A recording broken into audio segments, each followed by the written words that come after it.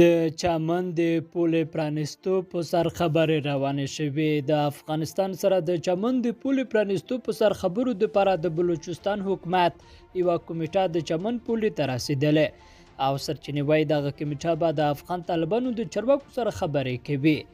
د پولې پرانیستو د خبرو لپاره جوړه کمیټې نږدې سرچینو BOA هیواد ته تایید کړي چې د افغان طالب چارواکو سره خبرې پیل شوې دي.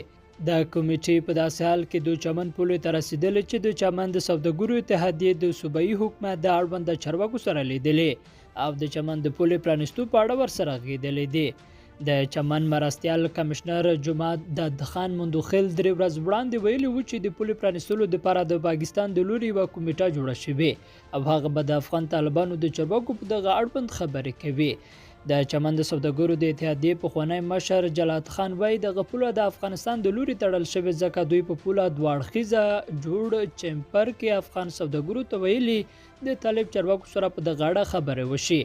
BOA سره په خبرو کې هغه ویل د بلوچستان صوبې د چیف سکرټر سره هم خبرې شوې او هغه ورته باور ورکړی چې دوی به هڅه کوي چې طالب چارواکو سره دغه مسله شریکه کړي او نوموړی هم تاییدوي چې نن د چهارشنبې په ورځ کمیټه چمن ته رسیدلې او خبرې روانې شوې دي.